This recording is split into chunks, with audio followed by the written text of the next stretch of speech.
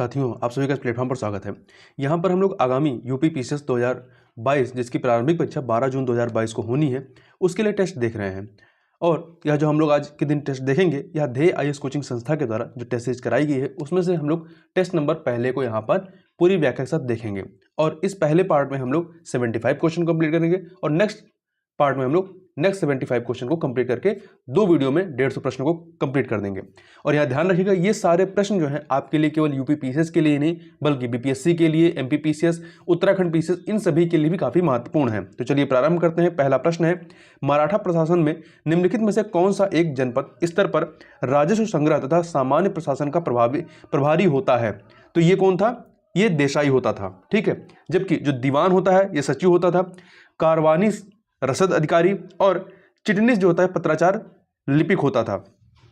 आगे देखते हैं, निम्नलिखित शासकों में से कौन सा एक कालक्रम के अनुसार अंतिम स्थान पर आता है इन राजाओं के कालक्रम में? तो देखिए, अंतिम स्थान पे इस पे महिपाल आते हैं, जिनका शासनकाल जो रहता है 912 से लेकर 944 तक रहता है। जबकि इसमें सबसे पहले कौन आते हैं? वत्सराज आते हैं। वत्सराज, जिनका शासनकाल जो है ये 775 से लेकर के 800 तक रहता है। फिर दूसरे नंबर पे नागभट्ट द्वितीय आते हैं। नागभट्ट द्वितीय 800 से 833। और फिर महेंद्रपाल आते हैं। महेंद्रपाल प्रथम आते हैं 885 से 910। और फिर महिपाल है 912 से 944। आगे चलते हैं। निम्नलिखित कथनों पर विचार कीजिए। वैनसांग का भ्रमण वृत्तांत CU की नाम से प्रसिद्ध रहा है। बिल्कुल सही बात है। दूसरा, फाहियान को विदेशी यात्रियों का राजकुमार कहा जाता था। ये गलत है, क्योंकि हैंसांग को ही विदेशी यात्रियों का राजकुमार कहा जाता था और ये हर्षवर्धन के शासनकाल से संबंधित रहे हैं, जबकि फाहियान चंद्रगुप्त मौर्य के शासनकाल से संबंधित रहे हैं। आगे चलते, यहाँ पे आपका पहला क्वेश्चन, पहला विकल्प सही है, दूसरा गलत है, तो ए ऑप्शन आपका सही हो जाएगा। आगे चलते हैं। निम्नलिखित में से कौन सा एक कथन भारत के निर्वाचन आयोग के कार्यों के संबंध में सत्य नहीं है? तो देखिए, पहला, यह भारतीय राजनीतिक दल को मान्यता प्रदान करता है। सही बात है। दूसरा, निर्वाचनों से उत्पन्न सभी संदेहों एवं विवादों का निर्णय इनके द्वारा किया जाता है। यह कथन आपका गलत है, क्योंकि इसका निर्णय जो है वो न्यायालय के द्वारा किया जाता है, न्यायपालिका के द्वारा। तीसरा, राष्ट्रपति एवं उपराष्ट्रपति पदों के लिए चुनाव करवाना भी इसके कार्यों में सम्मिलित है। यह भी सही है। आगे चलते हैं। निम्नलिखित कथनों पर विचार कीजिए। उपराष्ट्रपति संसद का अनन्य भाग है। यह कथन गलत है। दूसरा, भारत के किसी भी सदस्य की सर्वप्रथम महिला राज्यपाल सुचेता कृपलानी थी। यह भी कथन गलत है। देखिए, भारतीय संविधान के अनुच्छेद 79 में उपबंधित किया गया है कि संघ के लिए एक संसद होगी जो राष्ट्रपति, लोकसभा एवं राज्यसभा से मिलकर बनेगी। मतलब इसमें उपराष्ट्रपति, लोकसभा का अनन्य भाग नहीं है। ठीक है, संसद का अनन्य भाग नहीं है। और भारत के किसी राज्य की सर्वप्रथम महिला राज्यपाल सरोजिनी नायडू थी, जो वर्ष 1947 से लेकर 1949 तक उत्तर प्रदेश की राज्यपाल थी। जबकि सुचेता कृपलानी जो है ये किसी भी राज्य की पहली महिला मुख्यमंत्री थी और ये उत्तर प्रदेश की मुख्यमंत्री थी। आगे चलते हैं। निम्नलिखित में से कौन सा एक अनुपातिक प्रतिनिधित्व निर्वाचन प्रणाली की व्यवस्था का सबसे महत्वपूर्ण लाभ है? यह बहुमत के शासन को सुनिश्चित करता है? नहीं। स्थिर सरकार बनाए रखने में कारगर है? यह भी सही है, परंतु इसका सबसे महत्वपूर्ण लाभ कौन सा है? वो है अल्पसंख्यकों के प्रतिनिधित्व को सुनिश्चित करता है। तो सी ऑप्शन आपका सही हो जाएगा। आगे चलते हैं। क्वेश्चन नंबर 7, भारतीय संविधान के अनुच्छेद 148 के अंतर्गत निम्नलिखित में से किस एक पद का सृजन किया गया है? तो इसके तहत भारत के नियंत्रक एवं महालेखा परीक्षक का सृजन किया गया है, अर्थात जिसे हम लोग कैग कहते हैं। जबकि राज्य महाधिवक्ता, इसकी बात 165 में है। और महान्यायवादी की जो है आर्टिकल 76 में है। और वित्त आयोग के बारे में किसमें है? 280 में। आयोग के अध्यक्ष की बात नहीं कर रहे, वित्त आयोग का जो वर्णन है वो आपका 280 में है। आगे चलते हैं। भारत के संविधान के अनुच्छेद 17 एवं 18 द्वारा निम्नलिखित में से किस एक प्रकार की समानता को पाने का प्रयास किया गया है? सामाजिक समानता। देखिए, जो आर्टिकल 14 से 18 है इसमें समानता का अधिकार वर्णित है। अनुच्छेद 17 के तहत अस्पृश्यता का अंत है और संविधान के अनुच्छेद 18 के तहत उपाधियों का अंत है। तो इन दोनों के माध्यम से सामाजिक समानता को प्राप्त करने का प्रयास किया गया। आगे चलते हैं। निम्नलिखित में से कौन सा एक आधार राष्ट्रपति को आपातकाल की घोषणा हेतु अधिकृत नहीं करता है? तो देखिए, 3 आधार है। पहला है एक है बाह्य आक्रमण, दूसरा सशस्त्र विद्रोह जो कि आर्टिकल 352 के तहत बताया गया है, तीसरा है वित्तीय स्थिरता के खतरे मतलब वित्तीय आपातकाल अनुच्छेद 360 के तहत। ठीक, इसमें आपका आंतरिक अशांति जो शब्द था पहले, इसको हटा दिया गया है। 44वें संविधान संशोधन के माध्यम से हटा करके आंतरिक अशांति की जगह पे सशस्त्र विद्रोह कर दिया गया है। तो इस प्रकार से बी ऑप्शन आपका सही नहीं है। आगे चलते हैं, निम्नलिखित कथनों पर विचार करके करें तथा सही कथन का चयन करें। पहला, भारतीय संविधान के अनुच्छेद 153 में यह वर्णित है कि प्रत्येक राज्य के लिए राज्यपाल होगा, बिल्कुल सही है। दूसरा, भारतीय संविधान की प्रस्तावना में उदारवादी शब्द प्रयुक्त नहीं है, बिल्कुल सही बात है। ये दोनों ही कथन सही है, क्योंकि देखिए संविधान की प्रस्तावना में पंथ, निरपेक्ष, संप्रभु, लोकतांत्रिक आदि शब्दों का प्रयोग है, परंतु उदारवादी का प्रयोग नहीं किया गया है। तो यहाँ पे सी ऑप्शन सही हो जाएगा। आगे चलते हैं, निम्नलिखित कथनों पर विचार कीजिए। 3 कथन दिए गए हैं। प्रकाश संश्लेषण की प्रक्रिया में ऑक्सीजन का निर्माण जल के टूटने से होता है, बिल्कुल सही बात है। दूसरा, प्रकाश संश्लेषण की प्रक्रिया में ग्लूकोज का निर्माण कार्बन डाइऑक्साइड से होता है, यह भी सही है। तीसरा, पौधे प्रकाश संश्लेषण की प्रक्रिया द्वारा रात में भी ग्लूकोज का निर्माण कर सकते हैं, यह भी सही है। तीनों कथन सही है, सी डी ऑप्शन आपका सही हो जाएगा। देखिए, प्रकाश संश्लेषण की प्रक्रिया 2 चरणों में संपन्न होती है। प्रथम चरण को लाइट रिएक्शन अथवा हिल का चक्र भी कहते हैं, जिसमें सूर्य के प्रकाश की उपस्थिति में जल के टूटने से ऑक्सीजन का निर्माण होता है। दूसरे चरण का नाम है डार्क रिएक्शन या केल्विन बेंसन का चक्र, जो सूर्य के प्रकाश की उपस्थिति एवं अनुपस्थिति दोनों में संपन्न होता है। अतः यह चरण रात में भी संपन्न होता है। इस चरण में कार्बन डाइऑक्साइड हाइड्रोजन से जुड़ करके, कार्बन डाइऑक्साइड जो है वो हाइड्रोजन से जुड़ करके ग्लूकोज का निर्माण करता है, और इस चरण में ऑक्सीजन का निर्माण नहीं होता। जो दूसरा चरण है डार्क रिएक्शन वाला, उसमें आपका ऑक्सीजन का निर्माण नहीं होता है। आगे चलते हैं, प्रोटीन के संदर्भ में निम्नलिखित कथनों पर विचार कीजिए। यहाँ पे आपको 4 कथन दिए गए हैं। तो देखिए, यह अनेक जटिल उपापचयी प्रक्रियाओं में एंजाइम के रूप में कार्य करता है, बिल्कुल सही है। एल्बुमिन नामक प्रोटीन जंतु प्रोटीन का उदाहरण है, ये भी सही है। मानव शरीर का लगभग 15% भाग प्रोटीन का बना है, ये भी सही है। प्रोटीन जैव उत्प्रेरक के रूप में कार्य नहीं कर सकता है, ये गलत है। तो यहाँ पे आपका कौन सा कथन सही नहीं है? तो चौथा वाला सही नहीं है। देखिए, प्रोटीन जो होता है कार्बन, हाइड्रोजन, ऑक्सीजन और नाइट्रोजन के जुड़ने से बनते हैं। सभी एंजाइम प्रोटीन के बने होते हैं, जो मानव शरीर में जैव उत्प्रेरक के रूप में कार्य करते हैं, इसलिए चौथा वाला आपका कथन गलत हो गया है। आगे चलते हैं, 2 सूचियां दी गई हैं, इन्हें सुमेलित करना है। देखिए, पोटेशियम ये तंत्रिका आवेग का संचरण करता है 2 से। आयोडीन थायरॉक्सिन हार्मोन का संश्लेषण 3 से। तांबा मेलानिन पिगमेंट के निर्माण में सहायक 1 से। जिंक प्रोटीन संश्लेषण में सहायक 4 से। तो 2314 ए ऑप्शन आपका यहां पर सही हो जाएगा। आगे देखते हैं इसके बारे में थोड़ा और बात करते हैं। पोटेशियम मानव शरीर में तंत्रिका आवेग के संचरण में सहायक होता है। आयोडीन थायराइड ग्रंथि द्वारा थायरॉक्सिन हार्मोन के निर्माण में सहायक होता है। इसकी कमी से घेंघा रोग हो सकता है। तांबा मानव शरीर की त्वचा में मेलपिगियन कोशिकाओं द्वारा मेलानिन का निर्माण में सहायक होता है, जबकि जिंक मानव शरीर में प्रोटीन के संश्लेषण में सहायक होता है। आगे चलते हैं, निम्नलिखित लार ग्रंथियों में सबसे बड़ी लार ग्रंथि कौन सी है? तो इसमें पैरोटिड ग्रंथि जो है ये सबसे बड़ी लार ग्रंथियां हैं। इसके बारे में देखें तो देखिए, मानव शरीर में मुख्यतः 3 जोड़ी लार ग्रंथियां पाई जाती हैं। एक तो आपका पैरोटिड ग्रंथि है, दूसरा है आपका सबलिंगुअल ग्रंथ, तीसरा है आपका सबमैंडिबुलर ग्रंथि। ये 3 जोड़ियां पाई जाती हैं, जिनमें से पैरोटिड ग्रंथि सबसे बड़ी होती है, जो कि टाइलिन नामक एंजाइम का स्त्रावण करती है। टाइलिन जो होता है ये मंड के पाचन में सहायक होता है। आगे चलते हैं, मानव यकृत के कार्य के संदर्भ में निम्नलिखित कथनों में से कौन सा कथन सत्य नहीं है? यह यूरिया के निर्माण में सहायक होता है, बिल्कुल सही है। यह यूरिया का उत्सर्जन करता है, नहीं, मानव यकृत जो है यूरिया का उत्सर्जन नहीं करता है। यूरिया का उत्सर्जन करने का कार्य कौन करता है? वृक्क करता है, जिसे आप किडनी कहते हैं।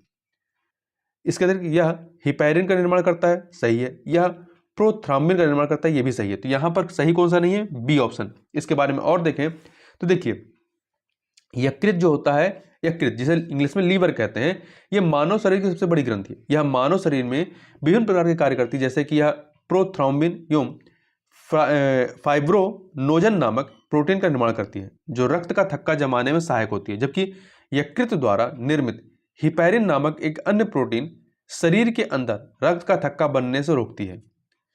यकृत शरीर में निर्मित अमोनिया को यूरिया में बदलता है, जबकि यूरिया का उत्सर्जन का कार्य कौन करता है? वृक्क करता है, अर्थात किडनी करती है। क्वेश्चन नंबर 16 पे चलते हैं। क्वेश्चन नंबर 16 है, निम्नलिखित कथनों पर विचार कीजिए। मानव शरीर को सर्वाधिक ऊर्जा कार्बोहाइड्रेट से प्राप्त होती है, बिल्कुल सही बात है। प्रति इकाई वसा में सर्वाधिक ऊर्जा होती है, ये भी सही है। राइबोसोम को कोशिका की आत्मघाती थैली कहते हैं, ये कथन गलत है, क्योंकि लाइसोसोम जो होता है, लाइसोसोम इसे कोशिका की आत्मघाती थैली कहते हैं, जबकि राइबोसोम जो होता है इसे कोशिका की प्रोटीन कारखाना कहते हैं। ठीक है, प्रोटीन कारखाना, protein factory of the cell कहते हैं। थायमिन की कमी से बेरी-बेरी रोग होता है, ये सही है। यहाँ पे पूछ रहा है कि निम्नलिखित में कौन सा असत्य नहीं है, तो तीसरा छोड़ करके पहला, दूसरा, चौथा सही है, असत्य नहीं है। यहां ध्यान रखिएगा, मानव शरीर अपनी आवश्यकता का 60 से 80% ऊर्जा कार्बोहाइड्रेट से प्राप्त करता है। कार्बोहाइड्रेट की प्रति इकाई में 4.1 किलो कैलोरी ऊर्जा होती है, जबकि वसा की प्रति इकाई में ऊर्जा की मात्रा 9.3 किलो कैलोरी होती है। विटामिन B1 का रासायनिक नाम थायमिन होता है, जिसकी कमी से मानव शरीर में बेरी बेरी रोग हो जाता है। आगे चलते हैं, क्वेश्चन नंबर 17, निम्नलिखित कथनों में से कौन सा कथन सत्य नहीं है? पादपों में केवल वही कोशिकाएं जिनमें क्लोरोप्लास्ट होता है प्रकाश संश्लेषण करती हैं, बिल्कुल सही है। हेंस क्रेब ने वायवीय श्वसन की संपूर्ण प्रक्रिया का वर्णन किया है, यह कथन गलत है। तीसरा, श्वसन क्रिया में ऊर्जा का सर्वाधिक उत्पादन क्रेब के चक्र में होता है, ये सही है। ग्लाइकोलिसिस की प्रक्रिया द्वारा लैक्टिक अम्ल का निर्माण होता है, यह भी सही है। तो यहाँ पे सही कौन नहीं है? तो आपका जो बी ऑप्शन है ये सही नहीं है। देखिए इसमें ध्यान रखिएगा, पादपों की वे कोशिकाएं जिनमें क्लोरोप्लास्ट होता है वे क्लोरोफिल की सहायता से सूर्य के प्रकाश की उपस्थिति में प्रकाश संश्लेषण की क्रिया प्रारंभ करती हैं। वायवीय श्वसन की क्रिया 2 चरणों में संपन्न होती है। प्रथम चरण को ग्लाइकोलिसिस कहते हैं, जिसमें लैक्टिक अम्ल का निर्माण होता है। दूसरा चरण क्रेब का चक्र है, जिसमें अधिक मात्रा में ऊर्जा का उत्पादन होता है। आगे चलते हैं, क्वेश्चन नंबर 18, निम्नलिखित कथनों में से कौन सा कथन असत्य है? हृदय के बाएं कक्ष में अवस्थित SA नोड हृदय की गति को नियंत्रित करता है? नहीं, ये गलत है, क्योंकि हृदय के बाएं कक्ष में नहीं बल्कि दाएं कक्ष में अवस्थित SA नोड द्वारा हृदय की गति को नियंत्रित किया जाता है। SA नोड देखिए ये क्या करता है, इलेक्ट्रिक इंपल्स की सहायता से हृदय गति को नियंत्रित करता है, और इसे जिस कारण इसे हृदय का क्या कहते हैं, SA नोड को प्राकृतिक पेसमेकर भी कहा जाता है। एड्स होने पर श्वेत रुधिर कणिकाओं की संख्या बहुत कम हो जाती है, बिल्कुल सही बात है। ठीक है, WBC को प्रतिरक्षा तंत्र का आधार स्तंभ कहते हैं, और एड्स जो है प्रतिरक्षा तंत्र को क्या करता है, कमजोर कर देता है। अधिवृक्क रक्त का दाब नियंत्रण जो है, रक्तदाब का नियंत्रण अधिवृक्क ग्रंथि करती है, ये सही है। देखिए अधिवृक्क ग्रंथि जो होती है एड्रेनल ग्लैंड, इसके द्वारा स्रावित हार्मोन एल्डोस्टेरेन रक्तदाब का नियंत्रण करता है। तो यहां पर कौन सही नहीं है? यहां पर आपका ए वाला ऑप्शन सही नहीं है। आगे चलते हैं, निम्नलिखित कथनों पर विचार कीजिए। 2 कथन, ब्रिक कभी कभी इरिथ्रोपोएटिन नामक हार्मोन का निर्माण करता है, बिल्कुल सही बात है। इरिथ्रोपोएटिन हार्मोन लाल रुधिर कणिकाओं के निर्माण में वृद्धि करता है, दोनों कथन सही है और व्याख्या भी हो रहा है, ए ऑप्शन सही हो जाएगा। देखिए शरीर में ऑक्सीजन की कमी जिसे हाइपोक्सिया कहते हैं होने पर ब्रिक इरिथ्रोपोएटिन नामक हार्मोन का निर्माण करता है, जो RBC के निर्माण में वृद्धि करता है। फलस्वरूप रक्त में हीमोग्लोबिन की वृद्धि होती है, जिससे शरीर की ऑक्सीजन धारण करने की क्षमता में वृद्धि होती है। फलस्वरूप शरीर में ऑक्सीजन की कमी पूरी होने लगती है। आगे चलते हैं क्वेश्चन नंबर 20 पे, मानव शरीर में DNA के निर्माण में निम्नलिखित विटामिनों में से कौन सहायक होता है? तो बायोटिन, कौन सा है? बायोटिन B7 का रासायनिक नाम है। इस विटामिन कमी से शरीर में दर्द एवं बाल झड़ने लगते हैं। यह विटामिन DNA बनने के लिए आवश्यक होता है। निम्नलिखित युग्मों में से कौन सा एक सही सुमेलित नहीं है? अंश जो होता है द्रव्यमान मापने के लिए होता है। सोनार समुद्र के भीतर किसी वस्तु की स्थिति ज्ञात करने के लिए होता है, सही है। बिंडबेन वायु की गति ज्ञात करने के लिए नहीं, बिंडबेन वायु की दिशा ज्ञात करने के लिए होता है, तो सी वाला सही नहीं है। गैल्वेनोमीटर विद्युत धारा की उपस्थिति जांचने के लिए। आगे चलते हैं, निम्नलिखित कथनों पर विचार कीजिए। सरल आवर्त गति में चरम बिंदु पर त्वरण अधिकतम होता है, सही है। सरल आवर्त गति में चरम बिंदु पर स्थितिज ऊर्जा अधिकतम होती है, ये भी सही है। सरल आवर्त गति में मध्यमान बिंदु पर त्वरण शून्य होता है, ये भी सही है। कौन सा असत्य है? तो कोई भी असत्य नहीं है, उपरोक्त सभी जो है। कौन सा असत्य है? असत्य नहीं है मतलब, तो इसमें सभी के सभी सत्य हैं, डी ऑप्शन आपका सही हो जाएगा। आगे चलते हैं, निम्नलिखित कथनों पर विचार कीजिए। 4 कथन दिए गए। 4 डिग्री सेंटीग्रेड तापमान पर पानी का आयतन न्यूनतम होता है, सही बात है। फ़ारेनहाइट पैमाने पर पानी 32 डिग्री तापमान पर बर्फ में बदल जाता है, यह भी सही है। रियमस पैमाने पर पानी 80 डिग्री तापमान पर उबलने लगता है, यह भी सही है। पारे के तापमापी से 375 डिग्री सेंटीग्रेड से अधिक का तापमान नहीं माप सकते, क्योंकि इसके बाद उबलने लगता है ये, तो ये भी सही है। उपरोक्त सभी यहां पर सही है, डी ऑप्शन आपका सही हो जाएगा। अगले प्रश्न पर चलते हैं, क्वेश्चन नंबर 24 पे। निम्नलिखित युग्मों में से कौन सा एक सही सुमेलित नहीं है? जो सही सुमेलित नहीं उसे बताना। ऑक्जेलिक अम्ल पालक में होता है, पोटेशियम हाइड्रोक्साइड साबुन में, बेंजोइक अम्ल घास में, टार्टरिक अम्ल चींटी के डंक में नहीं होता। चींटी के डंक में क्या होता है? फॉर्मिक अम्ल होता है। तो डी वाला सही नहीं है। निम्न से किसे झूठा सोना कहते हैं? आयरन पाइराइड्स को। किसको? आयरन पाइराइड्स को कहते हैं। आयरन पाइराइड्स या खनिज पाइराइड इसे कहते हैं। ये झूठा सोना या मूर्खों का सोना कहा जाता है। रोल्ड गोल्ड जो होता है, रोल्ड गोल्ड, ये आमतौर पर गुणवत्ता वाले टिकाऊ आभूषण बनाने के लिए उपयोग किया जाता है। वहीं आरिक क्लोराइड जो है, आरिक क्लोराइड, इसका इस्तेमाल मुख्य रूप से फोटोग्राफी और चीनी मिट्टी के बर्तन बनाने में होता है, जबकि शराब एवं साइट्रिक अम्ल के उत्पादन में पोटेशियम फेरोसाइनाइड का उपयोग किया जाता है। आगे चलते हैं अगले प्रश्न। नीचे दो कथन दिए गए हैं, कथन कांड वाले। कथन है, लोकसभा के संचालन के समय यदि कोरम पूरा नहीं होता है तो अध्यक्ष का दायित्व है कि वह सदन को स्थगित कर दे।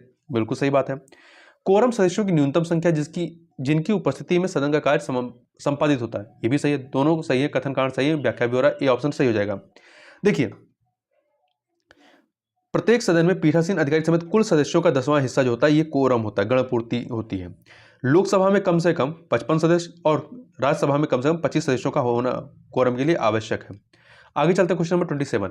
निम्न कथनों पर विचार कीजिए तथा कूट के माध्यम से सही उत्तर का चयन कीजिए। अधीनस्थ न्यायालय उच्च न्यायालय के अधीन होते हैं। बिल्कुल सही बात है। जिला न्यायाधीशों की नियुक्ति राज्यपाल द्वारा उच्च न्यायालय के परामर्श से की जाती है। ये भी सही है, दोनों यहाँ पर कथन सही है। और ये जो अधीनस्थ न्यायालय होते हैं ये उच्च न्यायालय के अधीन होते हैं और उनके निर्देशानुसार जिला और निम्न स्तरों पर कार्य करते हैं। आगे चलते हैं क्वेश्चन नंबर 28 पे।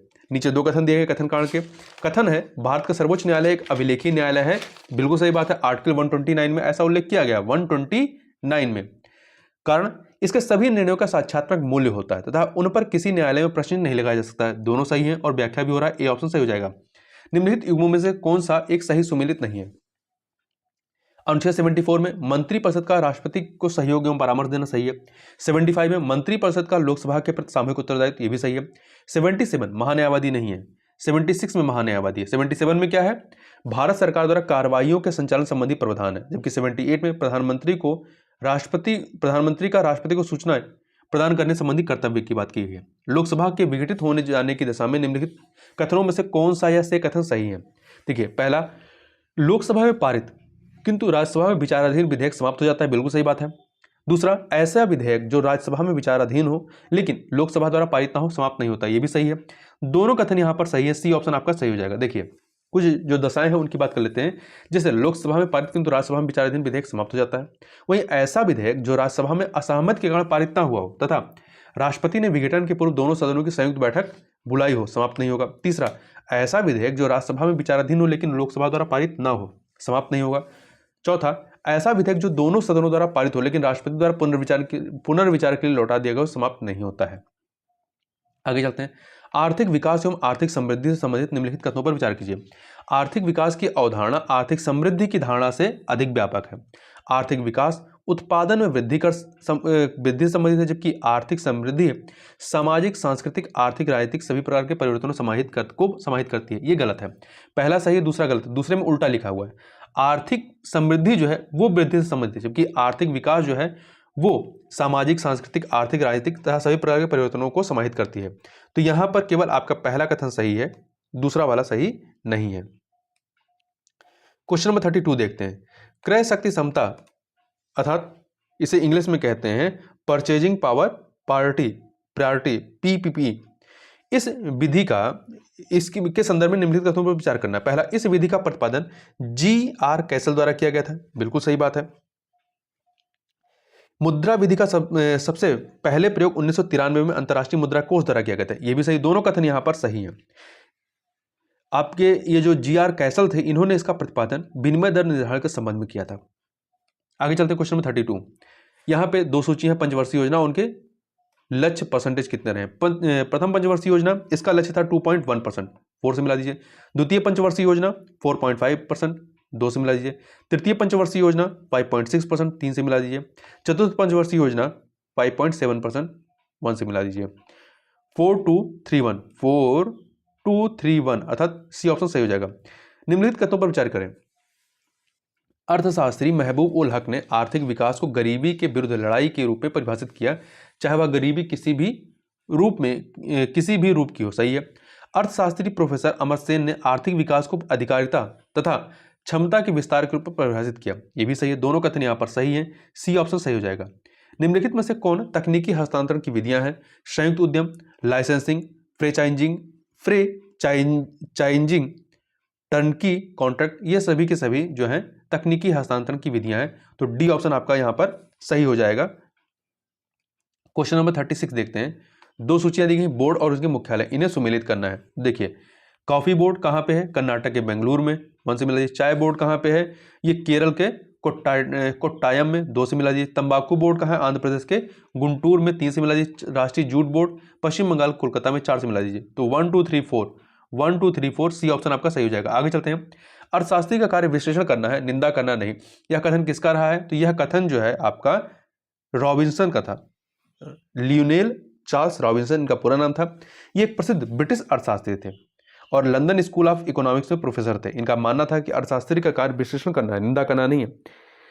इनका एक अन्य कथन भी था, humans want what they can not have. आगे चलते हैं। बजट घाटे को पूरा करने के लिए हीनार्थ प्रबंधन का क्या आशय? हीनार्थ प्रबंधन अर्थात डेफिसिट फाइनेंसिंग का क्या अर्थ है? नए नोटों की छपाई है।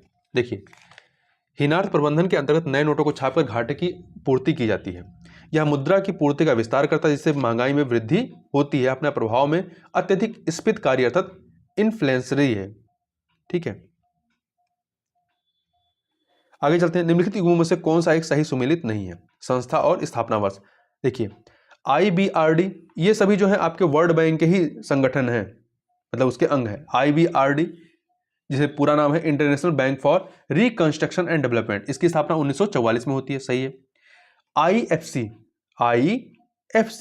इंटरनेशनल फाइनेंस कॉर्पोरेशन, इसकी स्थापना 1962 में नहीं होती बल्कि 1956 में होती है। तो ये वाला कथन सही, ये वाला सही नहीं है, तो बी यहां पे गलत है। IDA international finance corporation 19 international development association है। IDA इंटरनेशनल डेवलपमेंट एसोसिएशन, इसकी स्थापना 1960 में होती है। ठीक है, और इसे उदार ऋण की खिड़की भी कहते हैं। IMGA पूरा नाम है मल्टीलेटरल इन्वेस्टमेंट गारंटी एजेंसी, इसकी स्थापना 1988 में होती है। सही है। आगे चलते हैं। निम्नलिखित समितियों में से किसका संबंध क्षेत्रीय ग्रामीण बैंकों से है? दंतेवाला समिति 1977, क्रेफी कार्ड समिति 1979, खुसरो समिति 1989। ये तीनों ही जो है क्षेत्रीय ग्रामीण बैंकों से संबंधित हैं। जबकि अरविंद मायाराम समिति 2014 की, ये जो है FDI और FII को परिभाषित करने से संबंधित रहे हैं। तो 1 2 3 अर्थात बी ऑप्शन यहां पर सही हो जाएगा। आगे चलते हैं क्वेश्चन नंबर 41 पर।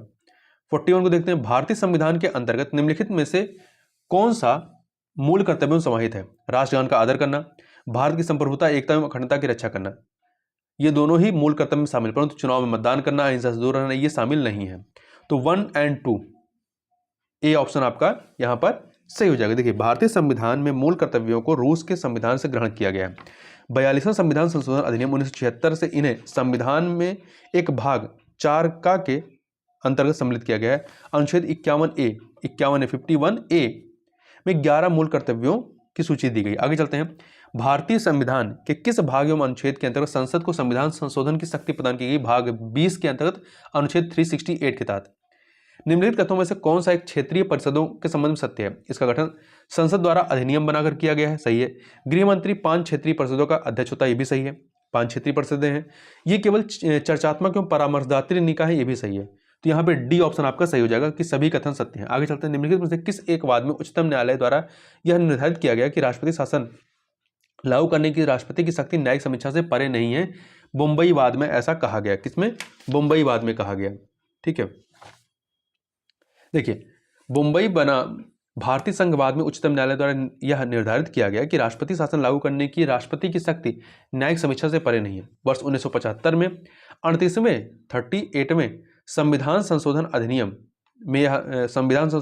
में यह बंद कर दिया गया कि अनुच्छेद 356 के प्रयोग में राष्ट्रपति के फैसले को किसी भी न्यायालय में चुनौती नहीं दी जा सकती। फिर आगे चलकर 1978 में 44वें संविधान संशोधन के माध्यम से यह उपबंध समाप्त कर दिया गया। आगे चलते हैं। तारे में सुपरनोवा विस्फोट के पश्चात 1.4 ms अर्थात चंद्रशेखर सीमा से अधिक द्रव्यमान होने पर मुक्त घूमते हुए इलेक्ट्रॉन अत्यधिक वेग पाकर नाभिक छोड़कर बाहर चले जाते हैं। जब छोड़कर बाहर जाते तो न्यूट्रॉन बचे रहते हैं। इस अवस्था को क्या कहते हैं? न्यूट्रॉन तारा या पल्सर कहते हैं। तो यहां पर आपका ए ऑप्शन सही हो जाएगा। आगे चलते हैं क्वेश्चन नंबर 46 पर। सौर कलंक चक्र सन स्पॉट साइकिल औसतन कितने वर्षों का होता है? 11 वर्ष का होता है। देखिए, सूर्य से सौर ज्वाला सोलर फ्लेयर्स के निकलने के स्थान पर काले धब्बे पड़ जाते हैं, इन्हें सौर कलंक कहते हैं। इनके बनने बिगड़ने की प्रक्रिया औसतन 11 वर्षों में पूरी होती है। इसे सौर कलंक चक्र सन स्पॉट साइकिल कहते हैं। सौर कलंक जो है सूर्य के अपेक्षाकृत ठंडे भाग है, जिसका औसतन तापमान 1500 डिग्री सेंटीग्रेड होता है। निम्नलिखित में से कौन एक दूरी मापने की सबसे बड़ी इकाई है? तो पार्सेक है। एक प्रकाश वर्ष 9.45 इंटू 10⁻13 किलोमीटर होता है और एक पार्सेक जो होता है वो 3.6 प्रकाश वर्ष होता है। आगे चलते हैं। सबसे अधिक तापांतर किस ग्रह पर पाया जाता है? बुध पर पाया जाता है। यह सूर्य के सबसे निकटतम तथा सौरमंडल का सबसे छोटा ग्रह है। वायुमंडल की अनुपस्थिति के कारण यहाँ दिन अति गर्म तथा रातें बर्फीली होती हैं। यहाँ का तापांतर जो है वो सभी ग्रहों में सबसे अधिक है। कितना है? 560 डिग्री सेंटीग्रेड है तापांतर। निम्नलिखित घटनाओं को उनके कालक्रम के अनुसार व्यवस्थित करिए। देखिए, इलाहाबाद की संधि, तो इलाहाबाद की संधि कब होती है? 1765 में। 1765 यहाँ लिखिए। अंग्रेजों और शाह आलम द्वितीय के मध्य में मुगल बादशाह शाह आलम द्वितीय को अंधा किया जाना, ये कब होता है? 1803 में। अंग्रेजों द्वारा दिल्ली पर अधिकार करने के पश्चात रुहेला सरदार गुलाम कादिर ने शाह आलम द्वितीय को अंधा किया था। पानीपत का तृतीय युद्ध कब होता है? 1761 में, अहमद शाह अब्दाली और मराठों के बीच में। चौथा देखते हैं, बक्सर का युद्ध। बक्सर का युद्ध कब होता है? 1764 में। तो सबसे पहले क्या होगा?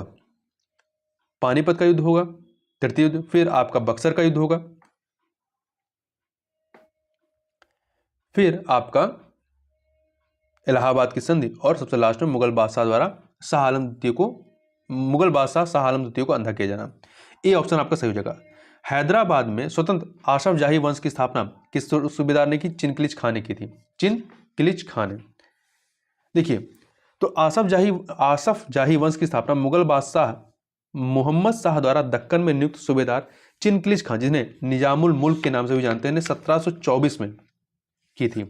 जबकि जो सादत खां ये 1722 में स्वायत्त अवध के राज्य की स्थापना की और बुरहान उल मुल्क की उपाधि धारण की। शादुल्ला खां 1720 में कर्नाटक में एक स्वतंत्र राज्य की स्थापना की, जिसकी राजधानी अर्काट को बनाया। अली मोहम्मद खां, ये बीर दाऊद और उसके पुत्र अली मोहम्मद खां ने बरेली की छोटी सी जागीर का विस्तार कर रुहेलखंड में एक स्वतंत्र राज्य की स्थापना की 1721 में। आगे चलते हैं। दो सूचियां दी गई हैं, इन्हें सुमिलित करना है, जाट सरदार और शासन वर्ष की। देखिए, सबसे पहले कौन आते हैं? चूड़ामन। इनका शासनकाल 1690 से 1721 रहता है, वन से मिला दीजिए। इसके बाद आते हैं बदन सिंह, 1721 से 1756, 2 से मिला दीजिए। फिर आते हैं आपके सूरजमल, 1756 से 1763, 3 से मिला दीजिए। फिर जवाहर सिंह आते हैं सबसे लास्ट में, 1764 से 1768, 4 से मिला दीजिए। इस प्रकार से आपका 4312 अर्थात बी ऑप्शन जो है वो सही हो जाएगा। देखिए, दिल्ली, मथुरा तथा आगरा के समीपवर्ती क्षेत्रों में जाटों का निवास था। ये मूलतः समीपवर्ती क्षेत्रों में कृषि कार्य करने वाले जमींदार थे। आगे चलते हैं क्वेश्चन नंबर 52 पर। क्वेश्चन नंबर 52, कपास किस कुल का पौधा है? तो ये मालवेशी कुल का, किसका है? मालवेशी कुल का पौधा है। इस कुल के अन्य पौधों में भिंडी, गुड़हल आते हैं, जबकि क्रूसीफेरी कुल में मूली, सलजम, सरसों आते हैं। सोलेनेसी कुल में आपका आलू, मिर्च, बैगन, धतूरा, बेलेडोना, टमाटर आते हैं। कंपोजिट कुल में सूरजमुखी, भृंगराज, गेंदा, कुसुम, डहलिया आते हैं। आगे चलते हैं। निम्नलिखित वनस्पतियों को पराबैंगनी किरणों से बचाने वाला वर्णक कौन सा है? तो ये है आपका क्या है? फाइकोसाइनिन है। जबकि लाइकोपेन क्या है? ये एक वर्णी लवक है जो टमाटर में पाया जाता है। कैरोटीन, ये आपका एक वर्णी लवक है जो गाजर में पाया जाता है। बिटानिन, ये एक वर्णी लवक है जो चुकंदर में पाया जाता है। पादप और जंतु के मध्य कड़ी जो बीच की कड़ी होती है यूग्लिना किस जगत का प्रतिनिधित्व करती है? ये प्रोटेस्टा जगत का प्रतिनिधित्व करती है। यूग्लिना को पादप और जंतु के मध्य की कड़ी माना जाता है। यह दो प्रकार के जीवन पद्धति का अनुसरण करती है। पादप के रूप में सूर्य के प्रकाश में स्वापोषित होती है और जंतु के रूप में इतर पोषित होती है सूर्य के प्रकाश के अभाव में। आगे चलते हैं, दो सूचियां दी गई हैं, इन्हें सुमेलित करना है। माइटोकॉन्ड्रिया, इसके बारे में किसने बताया? अल्टमैन ने। 3 से मिलाइए। Centrosome, Barbary. 4 से मिला दीजिए। गोल्जी बॉडी, कैमिलो, गोल्जी, इसको 2 से मिला दीजिए। लाइसोसोम, डी डुबे, 1 से मिला दीजिए। 3 4 2 1, 3 4 2 1, सी ऑप्शन यहां पर आपका सही हो जाएगा। आगे चलते हैं, नीचे 2 सूचियां दी गई हैं, इन्हें सुमेलित करना। अर्धसैनिक बल और इनकी स्थापना वर्ष को। असम राइफल्स की स्थापना 1835 में, 4 से मिला दीजिए। 1835 ईस्वी में पूर्वोत्तर में भारत म्यांमार चीन सीमा और भारत चीन सीमा की सुरक्षा के लिए। राष्ट्रीय सुरक्षा गार्ड्स, राष्ट्रीय सुरक्षा गार्ड्स, इसकी स्थापना कब होती है? 1984 में, 3 से मिला दीजिए। 1984 में देश में आतंकवाद को चुनौती का सामना करने के लिए। केंद्रीय औद्योगिक सुरक्षा बल, इसकी स्थापना 1969 में होती है, 2 से मिला दीजिए।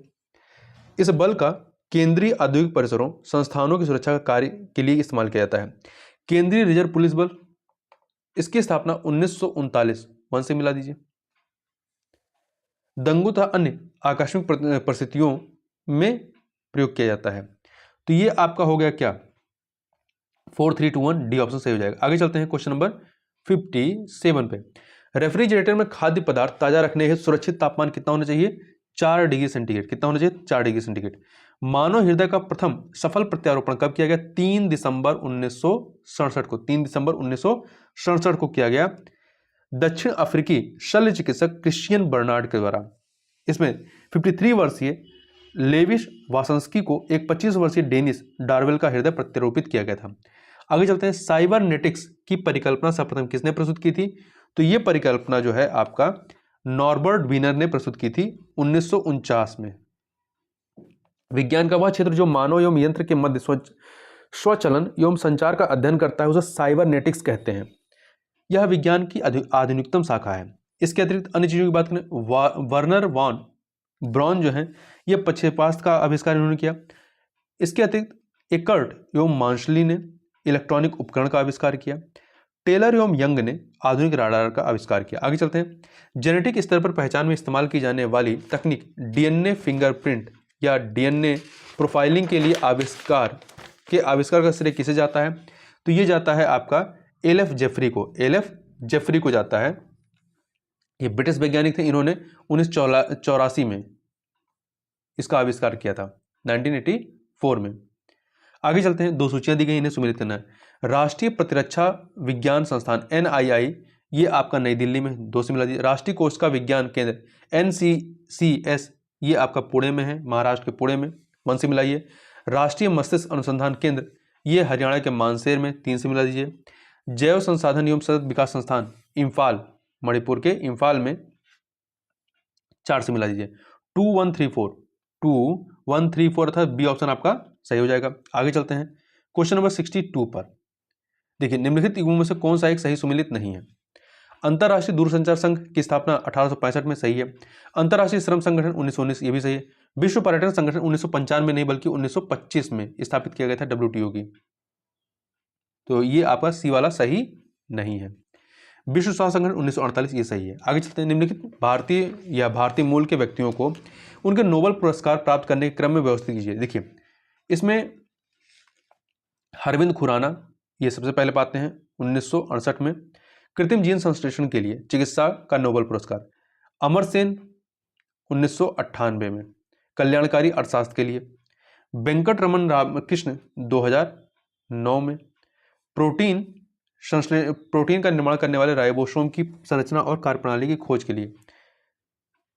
इसके अतिरिक्त कैलाश सत्यार्थी को 2014 में पाकिस्तान की मलाला यूसुफजई के साथ में शांति का नोबेल पुरस्कार दिया गया था। ऐसे देखें, रविंद्रनाथ टैगोर को 1913 में, CV रमन को 1930 में, मदर टेरेसा को 1979 में, सुब्रमण्यम चंद्रशेखर को 1983 में और BS नायपाल को 2001 में नोबेल पुरस्कार दिया गया था। तो वर्तमान प्रश्न में कौन सा विकल्प सही है? वो है आपका बी, 2134। आगे चलते हैं। स्वदेश बांधव समिति का गठन किया गया था स्वदेशी आंदोलन के दौरान अश्विनी कुमार दत्त के द्वारा अगस्त 1905 में। आगे चलते हैं। दो सूचियां दी गई, इन्हें सुमेलित करना है। एक तरफ देश और उनके संसद के नाम। देखिए, रूस की संसद क्या है? स्टेट ड्यूमा है। रूस की संसद स्टेट ड्यूमा 3 से मिला दीजिए। जापान की डाइट 4 से मिलाइए। नॉर्वे की स्टोर्टिंग 2 से मिलाइए। भूटान की तोशंगहू 1 से मिला दीजिए। तो 3421 सी ऑप्शन। आगे चलते हैं। Question number 66। दो कथन दिए गए हैं। कथन कारण का प्रश्न है। कथन है, स्वतंत्रता के बाद भारतीय संविधान का स्वदेशी स्वरूप सामने आया। बिल्कुल सही बात है। कारण विश्व के विभिन्न देशों के संविधान से उन प्रावधानों को भारतीय संविधान में शामिल किया गया जो भारत के सामाजिक, आर्थिक व राजनीतिक परिदृश्यों के अनुकूल थे। बिल्कुल सही, दोनों कथन सही हैं और व्याख्या भी हो रही। ए ऑप्शन सही हो जाएगा। आगे चलते हैं। निम्नलिखित युग्मों में से कौन सा एक सही सुमेलित नहीं है? ब्रिटिशकालीन आयोग और उनके गवर्नर जनरल या वायसराय, सिंचाई आयोग लॉर्ड कर्जन, एचिसन आयोग लॉर्ड डफरिन, दुर्भिक्ष आयोग लॉर्ड लिटन, फ्रेजर आयोग ये लॉर्ड हार्डिंग के समय का नहीं है बल्कि ये लॉर्ड कर्जन के समय का है। 1902 में स्थापित किया गया था। इसका उद्देश्य पुलिस की कार्य पद्धति पर विचार करना था। किस अधिनियम के अंतर्गत अंग्रेजों को बिना अनुमति पत्र के ही भारत आने, यहाँ रहने तथा भूमि खरीदने की अनुमति प्रदान की गई? अधिनियम 1813 का जो चार्टर एक्ट आता है इसके तहत। ठीक है, इस अधिनियम के अंतर्गत कंपनी का भारत में तथा चीन में एक अधिकार समाप्त कर दिया गया और सभी अंग्रेजों को बिना अनुमति पत्र के भारत आने, यहाँ रहने तथा भूमि खरीदने की अनुमति प्रदान की गई। आगे चलते हैं। Question number 69। निम्न से किस सिद्धांत के अनुसार कोई व्यक्ति जिसे मूलाधिकार प्रदान किया गया है मूलाधिकारों का त्याग नहीं कर सकता है? तो ये नहीं कर सकता है अधित्यजन के सिद्धांत के माध्यम से। अधित्यजन का सिद्धांत, ठीक है, डॉक्ट्रिन ऑफ वेवियर इसे कहते हैं। आगे चलते हैं। क्वेश्चन नंबर 70 पर।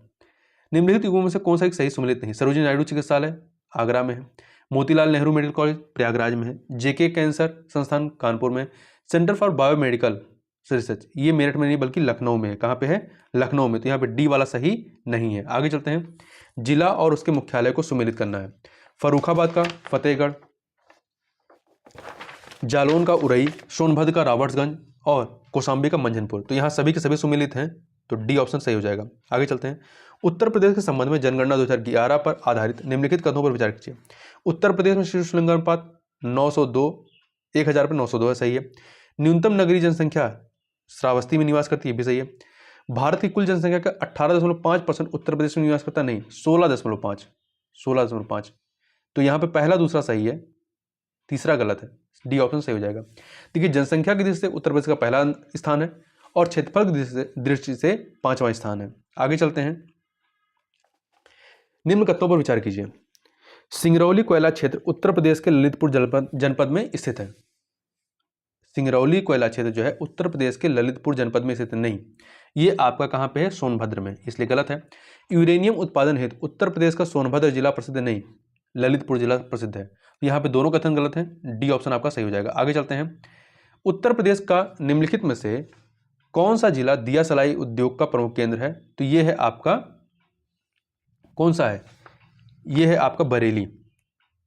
बरेली दिया सलाई उद्योग के लिए, जबकि सहारनपुर जो है कागज उद्योग के लिए, मिर्जापुर कालीन उद्योग के लिए और गोरखपुर टेराकोटा के लिए।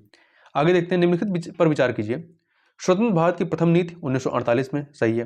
केरल में प्रथम साम्यवादी सरकार गठन 1957 में, सही है। त्रिपुरी संकट 1939, ये भी सही है।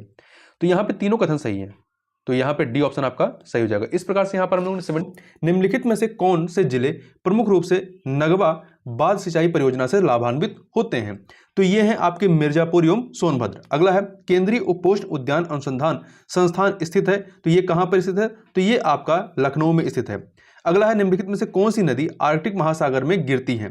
तो लीना, ओब, एनसी ये तीनों नदियां जो हैं ये सभी एशियाई नदियां हैं जो कि साइबेरिया में बहने वाली नदियां हैं और ये आर्कटिक सागर में जाकर के गिर जाती हैं, इसलिए यहां पर ए ऑप्शन आपका सही हो जाएगा। और शीत ऋतु में इनके मुहावने जो होते हैं वो बर्फ से जम जाते हैं। आगे चलते हैं। निम्नलिखित युग्मों में से कौन सा एक सही सुमेलित नहीं है? शिशुवध पर प्रतिबंध लॉर्ड वेल्लेली के समय में लगता है। लॉर्ड वेल्लेली 1798 से लेकर 1805 तक ये गवर्नर रहता है। सती प्रथा पर प्रतिबंध कब लगता है? लॉर्ड विलियम बेंटिक के समय में 1829 में। वहीं नेटिव मैरिज एक्ट जो है ये नॉर्थ ब्रुक के समय में 1872 में होता है। शारदा एक्ट जो है ये 1930 का है। उस समय जो गवर्नर रहता है कौन रहता है, लॉर्ड इरविन रहता है, ना कि लॉर्ड कर्जन, इसलिए डी ऑप्शन आपका सही हो जाएगा, मतलब ये वाला ऑप्शन गलत है। आगे चलते हैं क्वेश्चन नंबर 80 पर। निम्नलिखित युग्मों में से कौन सा एक सही सुमेलित नहीं है। देखिए फरेजी आंदोलन 1819 का है, बिल्कुल सही बात है, 1819 का है ये, ठीक।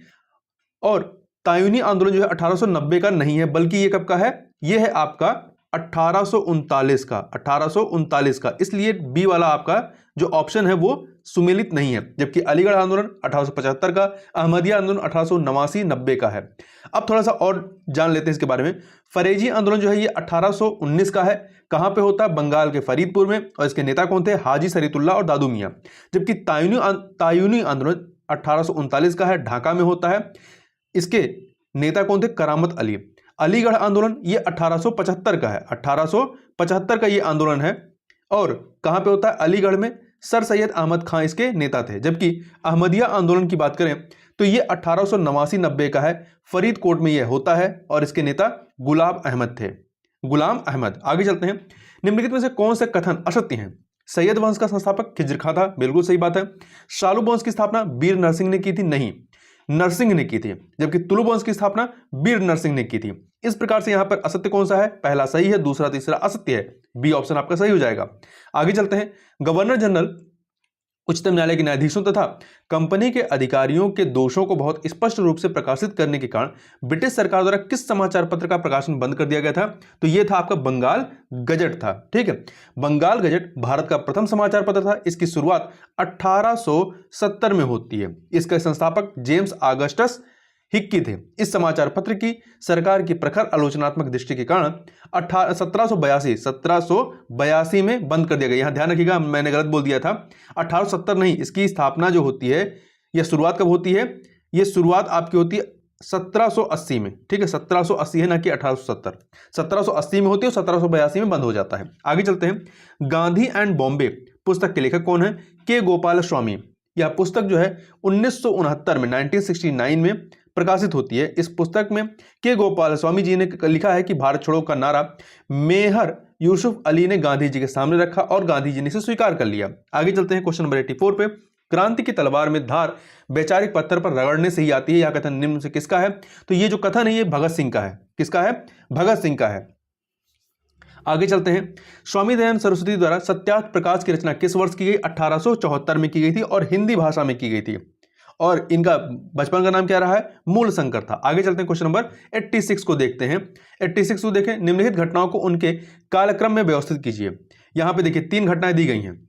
सर सैयद अहमद खां द्वारा एंग्लो ओरिएंटल कॉलेज की स्थापना ये कब की जाती है, तो ये की जाती है 1877 में, ठीक है।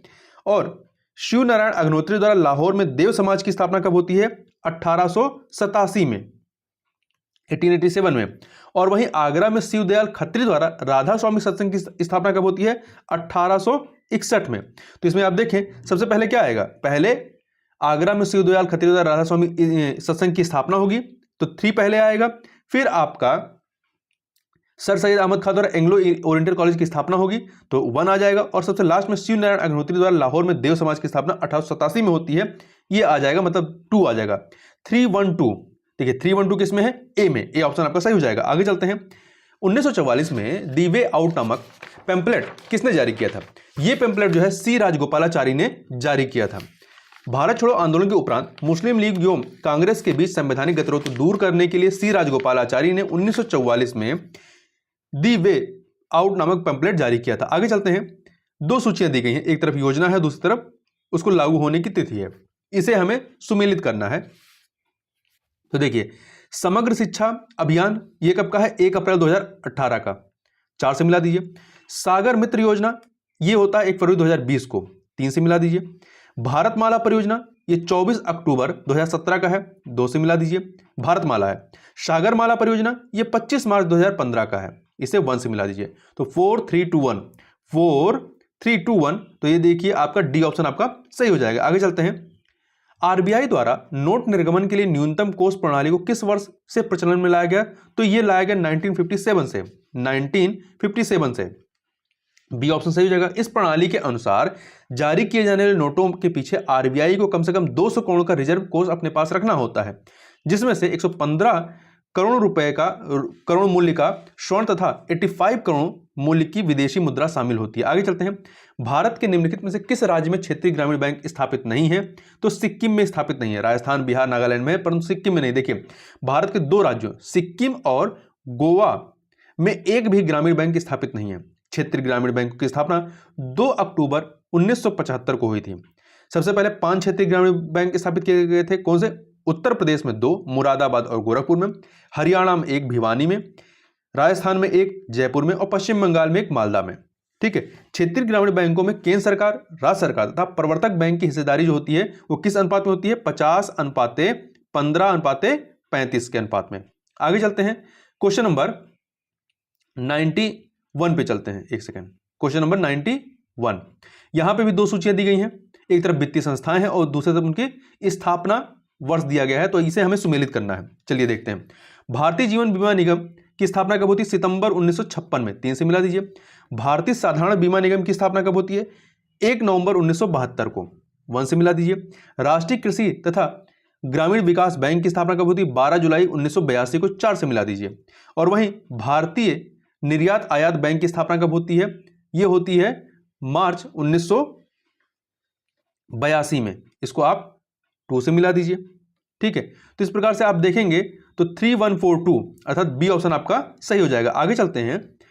निम्नलिखित कथनों पर विचार कीजिए। लॉरेंज वक्र आय के वितरण में व्याप्त विषमताओं को प्रदर्शित करता है। बिल्कुल सही है। दूसरा, गिनी गुणांक का मान जितना अधिक होगा समाज में विषमता उतनी अधिक होगी। बिल्कुल सही, दोनों कथन सही है, तो सी ऑप्शन आपका सही हो जाएगा। देखिए, आय के वितरण में व्याप्त विषमताओं को प्रदर्शित करने वाले वक्र को लॉरेंज वक्र कहते हैं। लॉरेंज वक्र वस्तुतः आर्थिक विषमता की माप करता है। दूसरा, आय या संपत्ति के वितरण में व्याप्त असमानता की सांख्यिकीय माप गिनी गुणांक कहलाती है। गिनी गुणांक का माप जितना अधिक होगा समाज में विषमता भी उतनी अधिक होगी। आगे चलते हैं। निम्नलिखित में से कौन सा से संगम पत्तन पश्चिमी तट पर अवस्थित है? ये संगम काल के पत्तन है, वो पश्चिमी तट पर अवस्थित है। देखिए, इसमें आपका नेल्सिंडा, मुसरी और तोंडी ये पश्चिमी तट पर थे और पुहार जो है ये पूर्वी तट पर था। पुस्तक पेरिप्लस ऑफ द एरिथ्रियन सी में विभिन्न बंदरगाहों की सूची मिलती है। इसी में इन बंदरगाहों के बारे में बात की गई है। तो यहाँ पर 1, 2, 3 अर्थात सी ऑप्शन आपका सही हो जाएगा। आगे चलते हैं। क्वेश्चन नंबर 94 पे। निम्नलिखित में से कौन सी एक घटना सबसे बाद में होती है? देखिए, यहाँ पर आप क्रम लगाइए। पहले आपका इल्बर्ट बिल विवाद कब होता है? 1883 में। लॉर्ड लिटन का दिल्ली दरबार कब होता है? 1877 में। संथाल विद्रोह कब होता है? 1855-56 में। ठीक है। प्रथम आंग्ल सिख युद्ध कब होता है? 1845-46 में। देखिए, इसमें सबसे लास्ट में क्या होता है? इल्बर्ट बिल विवाद घटना होती है 1883 में। तो ए ऑप्शन आपका सही हो जाएगा। आगे चलते हैं। 95 नंबर क्वेश्चन। महात्मा गांधी द्वारा 17 अक्टूबर 1940 को व्यक्तिगत सत्याग्रह का प्रारंभ पवनार आश्रम में किया गया। पवनार आश्रम कहाँ स्थित है? तो ये महाराष्ट्र में स्थित है। कहाँ पे है? महाराष्ट्र में स्थित है। और इसमें पहले सत्याग्रही कौन थे? विनोबा भावे थे। इसी आंदोलन को दिल्ली चलो आंदोलन भी कहा जाता है। निम्नलिखित पर्वतीय दर्रों में से कौन सा एक सबसे पूर्व में स्थित है? देखिए, आपका सिपकिला हिमाचल प्रदेश में है, नाथुला सिक्किम में है, बॉम्बडिला अरुणाचल प्रदेश में है, लिपलेख उत्तराखंड में है। तो सबसे पूर्व में कौन सा राज्य है? अरुणाचल प्रदेश। तो बॉम्बडिला आपका सही हो जाएगा। सी ऑप्शन आपका। निम्नलिखित युग्मों में से कौन सा एक सही सुमेलित नहीं है? काकोरी कांड के अभियुक्त और उनको फांसी स्थल। रोशन सिंह को जो फांसी है इलाहाबाद में दी गई, अशफाक उल्लाह खां को फैजाबाद में, राजेंद्र लाहिड़ी को शाहजहांपुर में नहीं बल्कि गोंडा में दी गई थी। ठीक है। तो ये वाला सुमेलित नहीं है, सी सुमेलित नहीं है। राम प्रसाद बिस्मिल को गोरखपुर में। 9 अगस्त 1925 को काकोरी कांड हुआ था, जिसमें इन सभी को सजा दी गई। आगे चलते हैं। वर्ष 1922 में सविनय अवज्ञा जांच समिति की स्थापना की गई। इस समिति के अध्यक्ष कौन थे? इस समिति के अध्यक्ष थे हकीम अजमल खां। कौन थे? हकीम अजमल खां। जून 1922 में कांग्रेस द्वारा अपनी भावी रणनीति हेतु सविनय अवज्ञा जांच समिति की स्थापना की गई। इस समिति के अध्यक्ष हकीम अजमल खां थे। इसके सदस्यों में मोतीलाल नेहरू, डॉक्टर अंसारी, विट्ठल भाई पटेल और कस्तूरी रंगा इत्यादि थे। आगे चलते हैं। Question number 99। उत्तर प्रदेश के प्रथम लोक आयुक्त निम्नलिखित में से कौन थे? तो ये थे विशंभर दयाल। कौन थे? विशंभर दयाल थे। इनका कार्यकाल 1977 से लेकर 1982 तक था। वहीं कमलाकांत वर्मा ये प्रथम भारतीय मुख्य न्यायाधीश थे इलाहाबाद हाईकोर्ट में। संजय मिश्र वर्तमान लोकायुक्त हैं 7वें नंबर के उत्तर प्रदेश के। वीरेंद्र स्वरूप सर्वाधिक बार विधान परिषद सभापति रहे उत्तर प्रदेश में। ये आगे चलते हैं, उत्तर प्रदेश राज्य महिला आयोग अधिनियम कब लागू किया गया? तो अगस्त 2004 में लागू किया गया था, अगस्त 2004 में। यहाँ ध्यान दीजिएगा, प्रदेश की महिलाओं के उत्पीड़न संबंधी शिकायतों के निस्तारण विकास की प्रक्रिया में सरकार को सलाह देने तथा उनके सशक्तिकरण हेतु आवश्यक कदम उठाने को लेकर के 2002 में जो है आपका महिला आयोग का गठन हो गया था। तो महिला आयोग का गठन 2002 में होता है, परंतु अधिनियम 2004 में आता है। वर्ष 2004 में आयोग के क्रियाकलापों को संवैधानिक आधार प्रदान करने के लिए उत्तर प्रदेश राज्य महिला आयोग अधिनियम 2004 अस्तित्व में आता है। वर्तमान में इसके अध्यक्ष कौन है? श्रीमती बिमला बाथम हैं। आगे चलते हैं, उत्तर प्रदेश में लंगड़ा आम का विशेष क्षेत्र कौन सा है? वाराणसी है, वाराणसी है। लंगड़ा आम वाराणसी में, दशहरी आम लखनऊ, सफेदा वन चौसा सहारनपुर और स्टाइल आम जो है मेरठ और बागपत में। आगे चलते हैं क्वेश्चन नंबर 102 पे, निम्नलिखित में से कौन सी मैदानी नदी नहीं है? तो देखिए, इसमें नारायणी नदी जो है ये मैदानी नहीं, नारायणी नदी को गंडक नदी के नाम से जानते हैं। इसका उद्गम हिमालय से है। यह नदी नेपाल से निकलकर उत्तर भारत में प्रवेश करती है, जो उत्तर प्रदेश और बिहार की सीमा बनाती है। ठीक है, जबकि अन्य मैदानी नदियां हैं, वरुणा नदी जो है ये गंगा की सहायक नदी जो प्रयागराज जिले के फूलपुर नामक स्थान से निकलती है और वाराणसी के सराय मोहाना में गंगा से मिल जाती है। और वहीं पांडो नदी जो है ये उत्तर प्रदेश के फर्रुखाबाद से निकलती है और फतेहपुर में गंगा नदी से मिल जाती है। आगे चलते हैं, 2 सूचियां दी गई हैं स्थान और नदी का, हमें इन्हें सुमेलित करना है। कलांकर ये प्रतापगढ़ में किसके किनारे है? गंगा के किनारे, 4 से मिला दीजिए। बटेश्वर यमुना नदी के तट पर है, 2 से मिला दीजिए। बड़हलगंज गोरखपुर ये है आपका सरयू नदी के तट पर, 3 से मिला दीजिए। सुल्तानपुर गोमती नदी के तट पर, 1 से मिला दीजिए। तो 4231 अर्थात डी ऑप्शन आपका सही हो जाएगा। आगे चलते हैं क्वेश्चन नंबर 104 पे, उत्तर प्रदेश राज्य खनिज विकास निगम की स्थापना किस वर्ष की गई? तो इसकी स्थापना वर्ष 1974 में की गई थी और 1998 में घोषित राज्य की प्रथम खनिज नीति में खनिज विकास को उद्योग का दर्जा दिया गया। आगे चलते हैं, जनगणना 2011 के अनुसार निम्नलिखित जननांकीय आंकड़ों पर विचार कीजिए। जनघनत्व में उत्तर प्रदेश का सभी राज्यों में 9वां स्थान है, बिल्कुल सही बात है। उत्तर प्रदेश का भारत के सभी राज्यों में लिंगानुपात में 26वां स्थान है, ये भी सही है। भारत के सभी राज्यों में साक्षरता में उत्तर प्रदेश का 29वां स्थान है, ये भी सही है। तो यहाँ पर तीनों सही है, इसलिए सी ऑप्शन सही हो जाएगा। निम्नलिखित में से किस अपर्दन को किसान की मौत कहा जाता है? तो जो आपका परत अपर्दन होता है इसे कहा जाता है परत अपर्दन को, या सॉइल इरोजन को। देखिए, जलीय मृदा अपर्दन का एक रूप है परत अपर्दन। परत अपर्दन क्या होता है? समतल खेती में बहुत सूक्ष्म तरीके से होता है जिसे किसान समझ नहीं पाता है और खेत की उर्वरता कम होती जाती है, इसलिए इसे किसान की मौत कहा जाता है। आगे चलते हैं, 107 नंबर क्वेश्चन को देखते हैं। देखिए, जनगणना 2011 के अनुसार उत्तर प्रदेश की कुल कार्यशील जनसंख्या में कितने प्रतिशत कृषि श्रमिक हैं? कृषि श्रमिक की बात पूछ रहा है। देखिए, जनगणना 2011 के अनुसार प्रदेश की कुल कार्यशील जनसंख्या का 59.3% जो है वो लोग कृषि एवं संबद्ध क्षेत्र में नियोजित हैं। इनमें से 29% जो है 29% कृषक हैं और 30.3% जो है ये कृषक श्रमिक हैं या कृषि श्रमिक हैं। तो ए ऑप्शन सही हो जाएगा। उत्तर प्रदेश गौ सेवा आयोग की स्थापना किस वर्ष की गई? तो इसकी स्थापना जो है आपका 1999 में की गई थी। 1999 में उत्तर प्रदेश गौ सेवा अधिनियम 1999 के तहत की गई थी, 24 मार्च 1999 को। आगे देखते हैं, निम्नलिखित में कौन सी एक धातु पर्यावरण हितैषी स्वरूप के कारण हरी धातु कही जाती है? तो यह है एल्युमिनियम। आगे देखते हैं, निम्नलिखित में से कौन सी एक पुस्तक दादा भाई नौरोजी ने द्वारा लिखी गई है? तो poverty and British rule in India, the wants and means of India, on the commerce of India. ये सभी की सभी पुस्तक इनके द्वारा लिखी गई। डी ऑप्शन सही हो जाएगा। आगे चलते हैं, निम्नलिखित कथनों पर विचार करें। बैकाल झील को पर्ल ऑफ साइबेरिया कहा जाता है, बिल्कुल सही है। रूस में ये भी सही है, दोनों कथन यहाँ पर सही है। सी ऑप्शन आपका सही हो जाएगा। आगे चलते हैं, अगला प्रश्न, अन्नाई मुड़ी चोटी के संबंध में निम्नलिखित तथ्यों में से कौन सा या से सत्य है? यह केरल के इडुक्की जिले में स्थित है, सही है। यह पश्चिमी घाट पर्वत का भाग है, ये भी सही है। यह प्रायद्वीपीय या भारतीय प्रायद्वीप की सबसे ऊंची चोटी है, बिल्कुल सही बात है। इसके बाद आपका डोडा बेटा आता है, फिर महाबलेश्वर आता है। तो यहाँ पे तीनों कथन आपके सही हैं, उपरोक्त सभी। डी ऑप्शन आपका सही हो जाएगा। क्वेश्चन नंबर 113 पे चलते हैं। क्वेश्चन नंबर 113, तो क्वेश्चन नंबर 113 देखते हैं, निम्नलिखित पर विचार करें। ब्यास, रावी, सतलज, चेनाब, उपरोक्त नदियों में से किसका या किनका उद्गम स्थल भारत में है? तो देखिए, ब्यास, रावी, चेनाब का इनका उद्गम स्थल भारत में, जबकि सतलज का उद्गम स्थल भारत में नहीं है, बल्कि ये तिब्बत में स्थित राक्षस ताल से इसका उद्गम होता है। तो यहाँ पर 124 सी ऑप्शन आपका सही हो जाएगा। आगे चलते हैं, नोवा स्कोटिया कोयला क्षेत्र कहाँ स्थित है? ये कनाडा में है। निम्नलिखित महाद्वीपों में से कौन सा एक क्षेत्रफल के अनुसार अंतिम स्थान पर है? यूरोप। सबसे बड़ा आपका एशिया है, फिर अफ्रीका, फिर उत्तरी अमेरिका, फिर आपका यूरोप आएगा। निम्नलिखित कथनों पर विचार करें तथा दिए गए कूट की सहायता से सही उत्तर का चयन करें। भारत में ग्रामीण क्षेत्रों का लिंगानुपात शहरी क्षेत्रों के लिंगानुपात से कम है। यह कथन आपका पूरी तरीके से गलत है। दूसरा, केंद्र शासित क्षेत्रों में अंडमान एवं निकोबार सबसे कम नगरीय थे, यह सही है। तो यहाँ पर दूसरा सही है, बी ऑप्शन आपका सही हो जाएगा। देखिए, भारत में 2011 की जनगणना के अनुसार देखें, ग्रामीण क्षेत्रों में लिंगानुपात कितना है? 949 है, जबकि शहरी क्षेत्रों में कितना है? 929 है, जबकि ओवरऑल कितना है? 943 है। ठीक है, आगे चलते हैं। पर्यावरण एवं पारिस्थितिकी की क्रियाशीलता कुछ नियमों पर आधारित होती है। इन नियमों के प्रतिपादक कौन थे? तो इन नियमों के प्रतिपादक थे बैरी कोमोनोर थे। ये अमेरिकी बायोलॉजिस्ट और पर्यावरणविद थे। देखिए, पर्यावरण एवं पारिस्थितिकी की कार्यशीलता के 4 मुख्य नियम हैं। कौन कौन से? पहला नियम है everything is connected to everything. दूसरा है एवरीथिंग मस्ट गो समवेयर। तीसरा है नेचर नोज बेस्ट। चौथा है there is no such things are free lunch. आगे चलते हैं। 118 नंबर क्वेश्चन। पारिस्थितिकी पिरामिड की अवधारणा 1927 ईस्वी में किसके द्वारा प्रतिपादित की गई थी?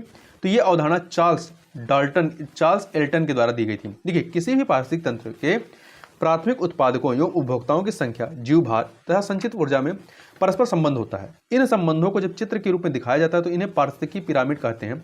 पारिस्थितिक पिरामिड की संकल्पना 1927 में चार्ल्स एल्टन द्वारा प्रस्तावित की गई थी। आगे चलते हैं। निम्नलिखित में से कौन सा या से इकोटोन का उदाहरण है? तो घास भूमियां, ज्वार, नदमुख, नदी तट, ये सभी के सभी हैं।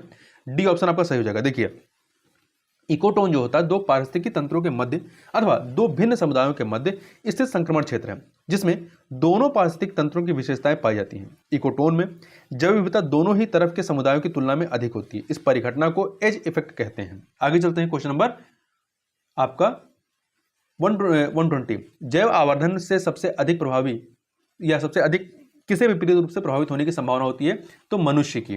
देखिए, जैव आवर्धन की प्रक्रिया द्वारा प्रदूषकों का संकेतन आहार श्रृंखला में के एक जीव से दूसरे जीव में होता है। क्योंकि मानव एक सर्वाहारी प्राणी है जो सभी पोषण स्तर से भोजन प्राप्त करता है, अतः मानव में विषैले पदार्थों के संचयन की संभावना अधिक होती है। आगे चलते हैं। निम्नलिखित में से कौन सा प्रदूषक श्वसन के माध्यम से शरीर में पहुंचकर तंत्रिका तंत्र के साथ साथ मस्तिष्क एवं गुर्दे को नुकसान पहुंचाता है? तो यह है आपका सीसा। पर्यावरण में सीसा का उत्सर्जन गैसोलीन, कीटनाशकों तथा विभिन्न औद्योगिक गतिविधियों से होता है। यह सामान्यतः धूल के रूप में होता है।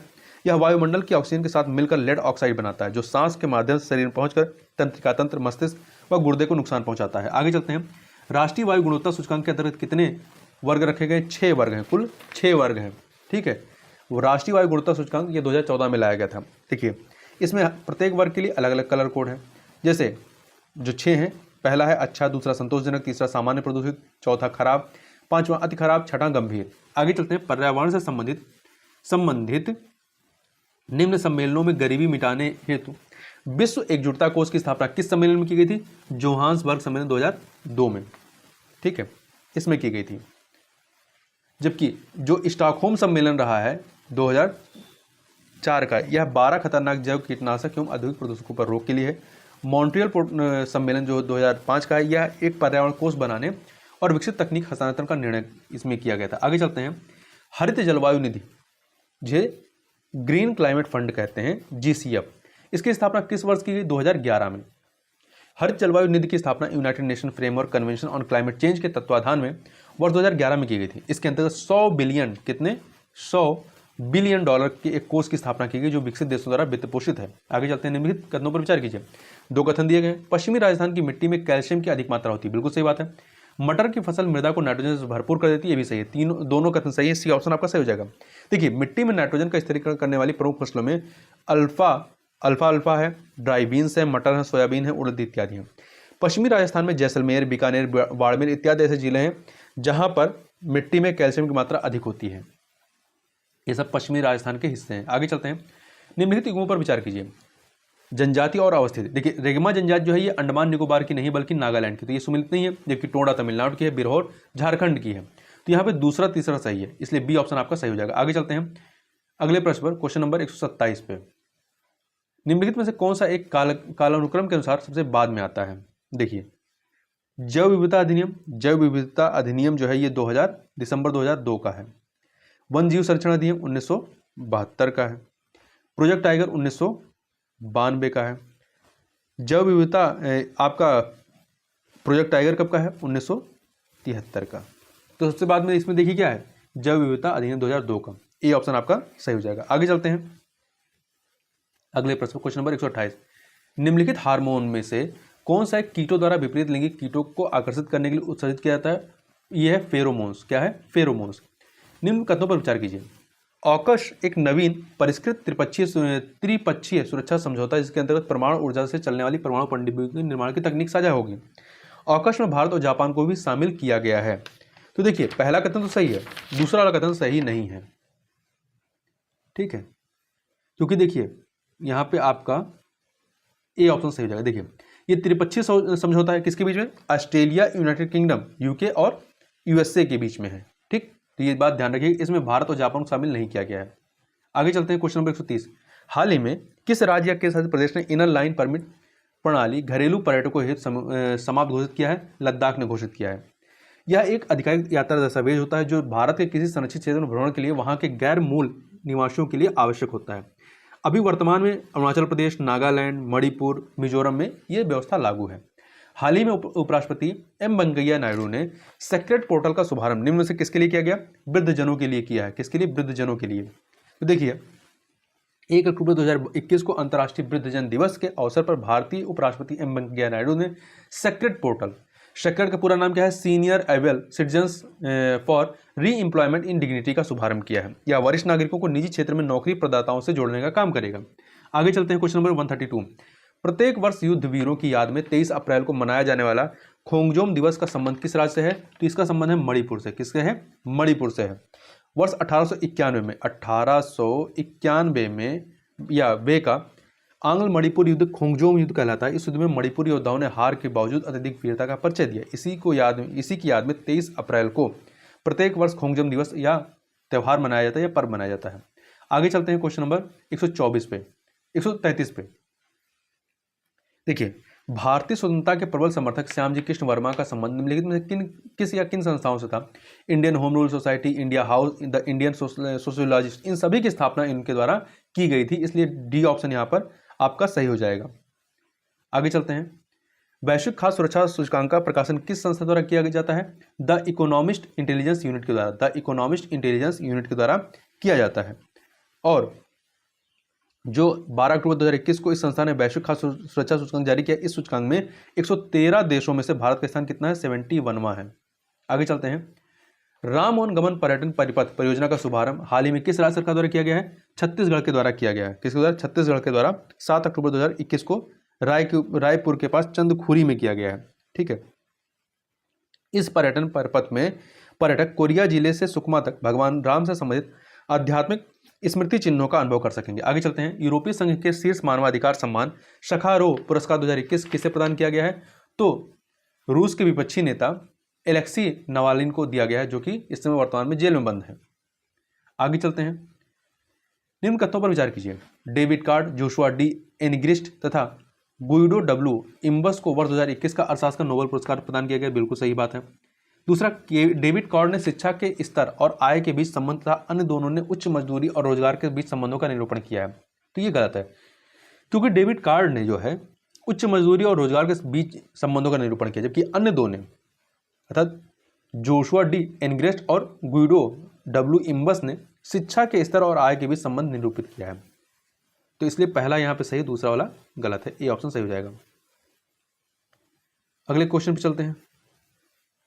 Question number 138। निम्नलिखित में से कौन सी योजनाएं गरीबी उन्मूलन संबंधित है? IRDP अर्थात एकीकृत ग्रामीण विकास कार्यक्रम, ये भी है। ये है NFBS राष्ट्रीय पारिवारिक लाभ योजना, मनरेगा आपका महात्मा गांधी राष्ट्रीय ग्रामीण रोजगार गारंटी अधिनियम, PMJDY प्रधानमंत्री जनधन योजना और TPDS लक्षित सार्वजनिक वितरण प्रणाली। ये सभी के सभी जो हैं आपकी गरीबी उन्मूलन से संबंधित है। डी ऑप्शन सही हो जाएगा।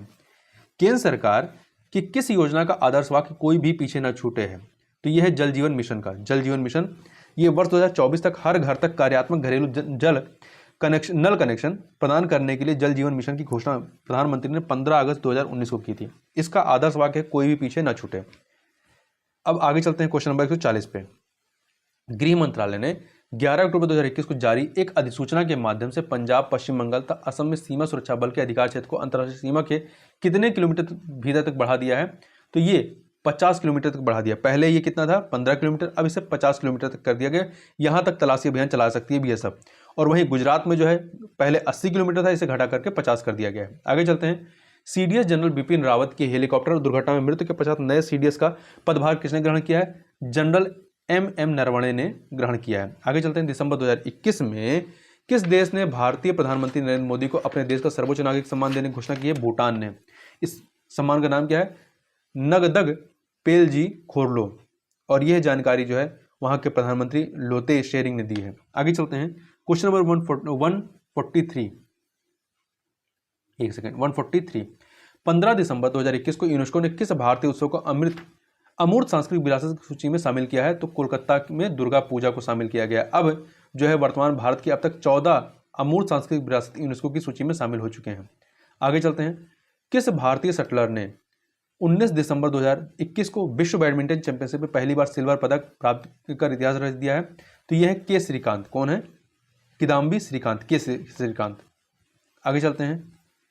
73वें गणतंत्र दिवस पर भारत ने किसे मुख्य अतिथि के तौर पर आमंत्रित किया है? ये आपका जो होगा 26 जनवरी 2022 को 73वां गणतंत्र दिवस होगा, जिसमें 5 मध्य एशियाई देशों के राष्ट्रपतियों को आमंत्रित किया गया है। कौन से 5 देश हैं? Kazakhstan, Kyrgyzstan, Tajikistan, Turkmenistan, Uzbekistan. आगे चलते हैं। 146 नंबर क्वेश्चन। हाल ही में किस संस्था को संयुक्त राष्ट्र महासभा ने पर्यवेक्षक का दर्जा दिया है? तो दिया है अंतर्राष्ट्रीय सौर गठबंधन को, ISA को। आगे चलते हैं। भारत की हरनौज कौर संधू ने हाल में मिस यूनिवर्स 2021 का खिताब ने नाम किया। वह किस क्रम की मिस यूनिवर्स बनी है? तो ये 70वें नंबर की, ठीक है, ये बनी है। और देखिए इससे पहले जो है लारा दत्ता ने जीता था 2000 में, और 1994 में सुष्मिता सेन ने जीता था। और इसका जो आयोजन हुआ है मिस यूनिवर्स प्रतियोगिता का, कहाँ हुआ? इजराइल के इलियट में। आगे चलते हैं। क्वेश्चन नंबर 148 पे। हाल ही में किस संस्था ने सी इज ए चेंज मेकर कार्यक्रम की शुरुआत की है? राष्ट्रीय महिला आयोग ने, ठीक है, 7 दिसंबर 2021 को। यह राजनीति में महिलाओं के लिए शुरू किया गया एक क्षमता निर्माण कार्यक्रम है, जिससे पूरे भारत में क्षेत्रवार प्रशिक्षण संस्थानों के सहयोग से चलाया जाएगा। आगे चलते हैं। 149 नंबर क्वेश्चन देखते हैं। साहित्य के क्षेत्र में दिया जाने वाला सर्वोच्च सम्मान 57वां ज्ञानपीठ पुरस्कार 2021 किसे प्रदान किए जाने की घोषणा की गई है? तो ये दिया जा रहा है दामोदर माओजो को। दामोदर माओजो को। ये कोंकणी भाषा के कवि और आलोचक हैं, ठीक है। इसी के साथ ये तो 57वां है, 56वां जो है देने घोषणा किसको की गई है? 56वां ज्ञानपीठ पुरस्कार 2020 असमिया कवि नीलमणि फूकन को देने की घोषणा की गई है। 150 नंबर क्वेश्चन देखते हैं। दिसंबर 2021 में किस राज्य सरकार ने call your cop mobile app launch किया है? नागालैंड ने, ठीक है, 1 दिसंबर 2021 को। यह ऐप राज्य के सभी नागरिकों को संकट की स्थिति में सीधे पुलिस से एक क्लिक में संपर्क करने में सक्षम बनाएगा। तो इस प्रकार से हम लोगों ने पूरे 150 प्रश्नों को 2 वीडियो में कवर किया। तो इस वीडियो में बस इतना ही। मिलते हैं नेक्स्ट वीडियो में, तब तक के लिए बहुत बहुत धन्यवाद।